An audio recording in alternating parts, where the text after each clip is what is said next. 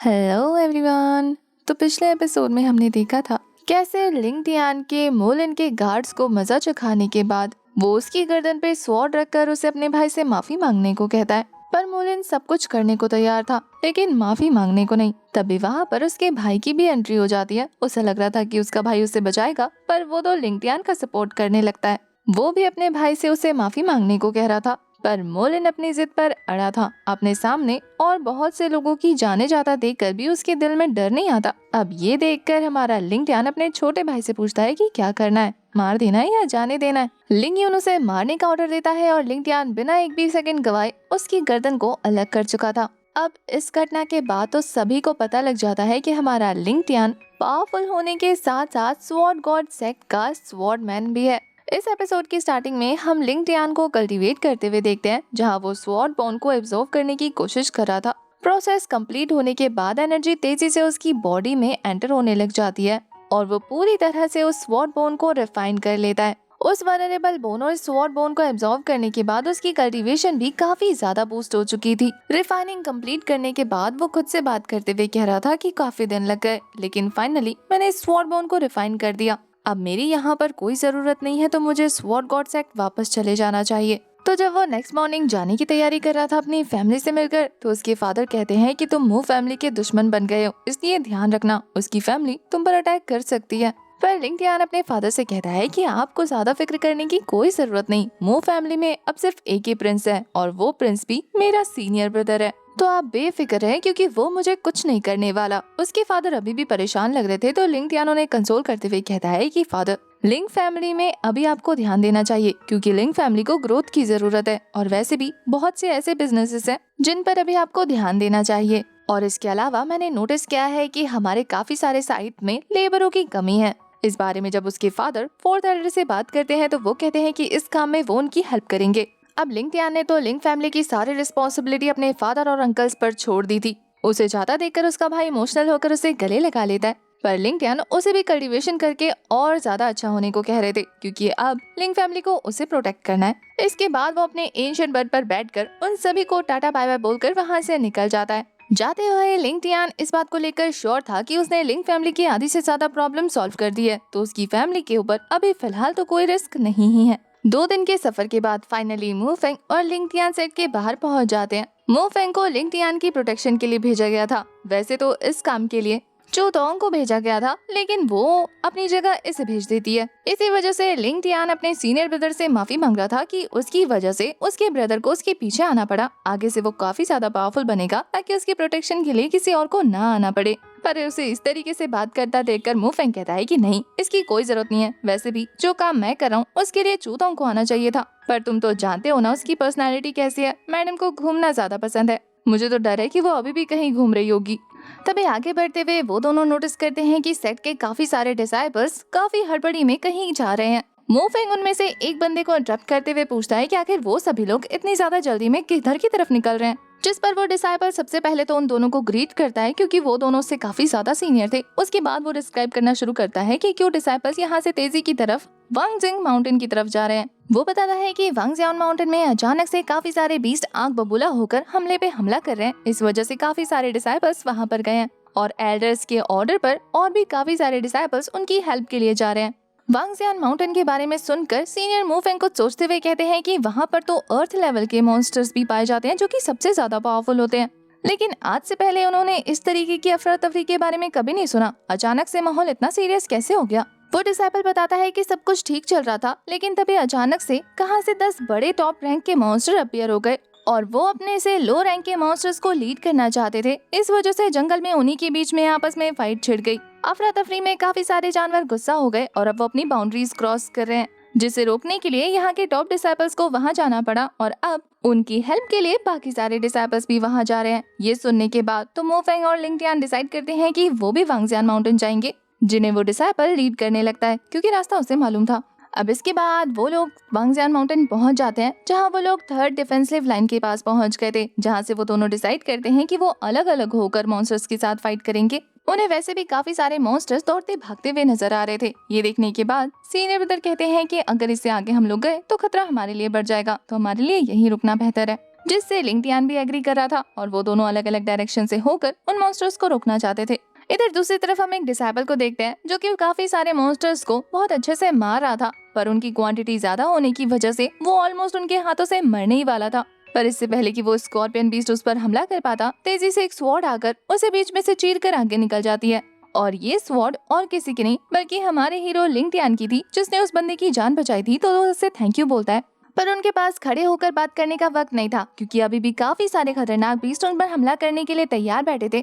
तो इसलिए लिंग टियान उसे फिर से फाइट कंटिन्यू करने को कहता है। और उसके बाद जब वो लड़ाई कर रहा था तो बीस्ट को रोकते हुए वो सोचता है कि पास्ट लाइफ में जब इस तरीके का मॉन्स्टरों का हमला शुरू हुआ था तो उसमें काफी थोड़े से मॉन्स्टर्स बेकाबू हो गए थे और उन्हें रोकने के लिए इतने सारे डिसाइपल्स की जरूरत भी नहीं पड़ी थी। और वो लड़ाई भी इसलिए हुई थी क्योंकि उनका पुराना राजा मर गया था और उन्हें एक नया राजा नियुक्त करना था। लेकिन इस बार की लड़ाई तो काफी ज्यादा खतरनाक लग रही है। इसी तरीके की सेम लड़ाई आज से ठीक 20 साल पहले भी हुई थी। क्या रीजन वही है कि इन लोगों को अपना नेता चूज करना है? ये सारी बातें सोचते हुए वो फाइट कंटिन्यू कर रहा था। वहीं दूसरी तरफ हम किन युआन को देखते हैं अपने चमचे के साथ, जो कि मॉन्स्टरों के साथ हो रही लिंग टियान की उस फाइट के बारे में पता कर चुका था। वो लोग दुआ कर रहे थे कि लिंग टियान यही मॉन्स्टरों के बीच फंसकर मारा जाए। वो सोचते हैं कि देखते हैं अब इतने खतरनाक मॉन्स्टरों के बीच में से कैसे बच के निकलता है। यहाँ पर बेनिफिट ऑफ द डाउट ये दे सकते हैं कि क्या इन सभी का किया कराया इन दोनों नमूनों का है। दूसरी तरफ लिंग टियान फाइट में बिजी था कि तभी अचानक से एक बंदा उस पर हमला कर देता है। अब ये बंदा लिंग टियान के लेवल का नहीं था, तो लिंग टियान काफी आराम से इसे ओवरपावर करके इसे जान से मार देता है। पर उसके ऐसा करते ही वहाँ पर किन युन अपने चमचे और काफी सारे डिसाइपल्स के साथ अपीयर हो चुका था, उस पर इल्जाम लगाने के लिए कि यहाँ ऑलरेडी मॉन्स्टर हमारे डिसाइपल को मार रहे हैं और तुम इस बीच मौका पाकर डिसाइपल्स को खत्म करे हो जिनके साथ तुम्हारी दुश्मनी है। अगर तुम ये गुनाह बार बार करते रहे तो हमें तुम्हें मारना होगा। उनकी बातों से लिंग टियान समझ चुका था कि ये लोग उसे यहाँ पर मारने ही आए हैं और ये घटिया प्लान भी उन्हीं का बनाया हुआ है। तो वो कहता है कि अगर मुझे मारना है तो डायरेक्ट मेरे साथ सामने से मुकाबला करो, इस तरीके के घटिया प्लान्स बनाने की कोई जरूरत नहीं है। पर ये सुनकर तो किन युआन का चमचा काफी बुरी तरीके से भड़कते हुए कहता है कि आखिर तुमने सोचा भी कैसे कि इस तरीके का नीच काम हम जैसे एल्डर्स करेंगे, वो भी इतने रेपुटेटेड पर्सन।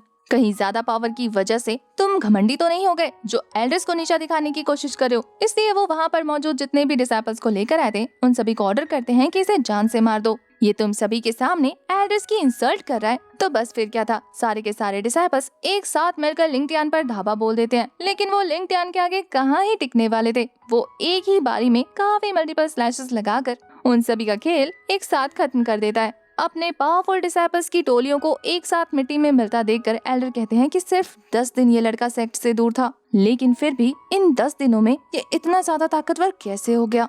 हमें किन युआन के चमचे के मुंह से पता लगता है कि यहाँ पर मौजूद जितने भी डिसाइपल्स को वो लेकर आए थे उनमें से सबसे लोएस्ट रैंक का बंदा भी स्पिरिचुअल वेलरियन की 4th लेवल पर था। उनके गले से तो ये बात उतर ही नहीं रही थी कि वो अपने से इतने ज्यादा पावरफुल बंदों को एक साथ कैसे निपटा सकता है। बाकी सारे डिसाइपल्स जो कि लिंग टियान के हाथों से बच गए थे लेकिन काफी बुरी तरीके से इंजर्ड हो गए थे, वो उस एल्डर से कहते हैं कि एल्डर ये मास्टर चाओ का डिसाइपल है, तो हमें नहीं लगता कि हम लोग मिलकर इसे हरा सकते हैं। ये सच में बहुत पावरफुल है। अगर हमने और थोड़ी देर इसके साथ फाइट कंटिन्यू किया तो हम भी मारे जाएंगे। अब उनके जोड़े हुए नमूने ने तो हार मान ली थी, पर किन युआन हमारे लिंग टियान को जिंदा तो नहीं छोड़ सकता था। इसलिए वो कहता है कि इससे पहले कि सेक्ट लीडर यहाँ पर आए और भी एल्डर्स इन्वॉल्व हो, मुझे इस लड़के का खेल खत्म कर देना होगा।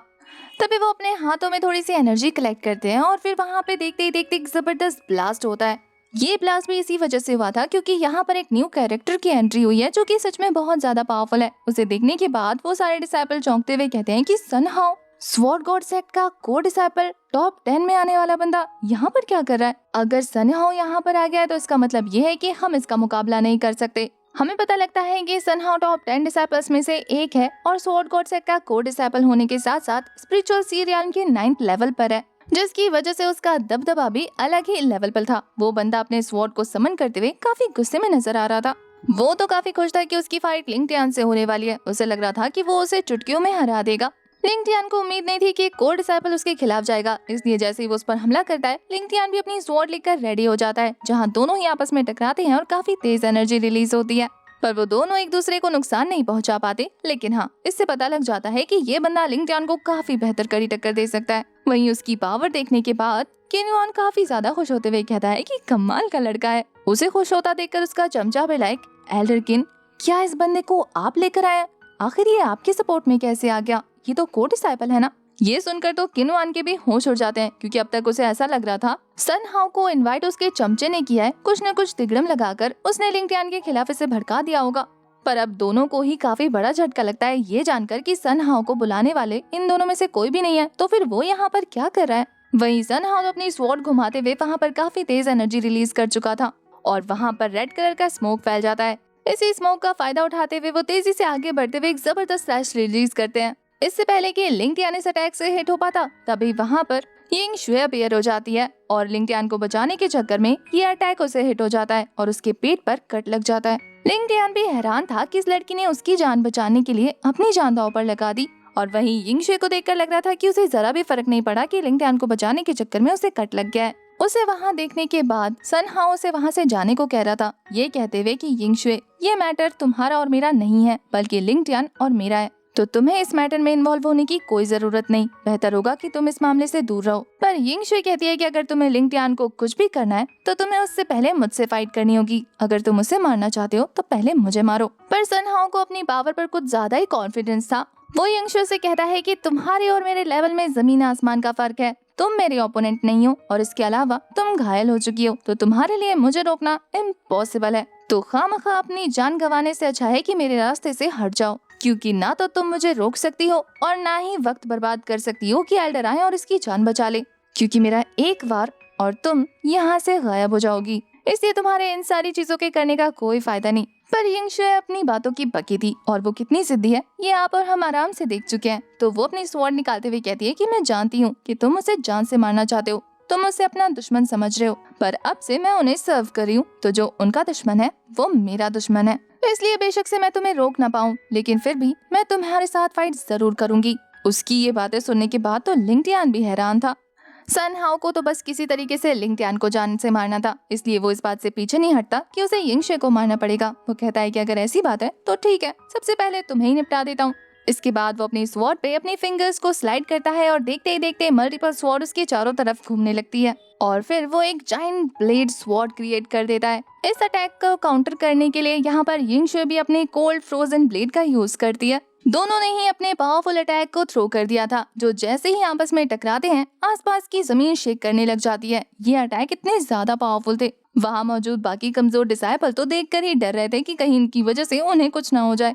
लिंग टियान भी चुप बैठने वालों में से नहीं था। वो इन दोनों अटैक को आपस में टकराता देखकर अपनी स्वॉर्ड लेकर पूरी तरह से रेडी हो जाता है, जैसे कि वो किसी मौके का इंतजार कर रहा हो। वहीं दूसरी तरफ जैसे ही ये बंदा यिंग शुए की स्वॉर्ड पर हावी होने लगता है और वो पीछे गिरना शुरू होती है, उसी मौके का फायदा उठाकर लिंग टियान भी तेजी से आगे बढ़ने लगता है और फिर वो एक जबरदस्त पावरफुल स्लैश लगाकर उस अटैक को काउंटर करना शुरू कर देता है, जिससे देखते ही देखते वो खतरनाक अटैक वहीं पर ब्लास्ट हो चुका था और उसका ऑरा इतना जबरदस्त था कि वहाँ मौजूद एल्डर्स भी पीछे हटने लग जाते हैं। और इस अटैक के खत्म होते ही वो बंदा भी अपने घुटनों पर स्लाइड करता हुआ पीछे हट जाता है। उसे यकीन था कि उसका ये अटैक उस लड़की का नामो निशान मिटा देगा, लेकिन अपने अटैक को फेल होता देखकर उसका गुस्सा 7वें आसमान पर पहुंच चुका था।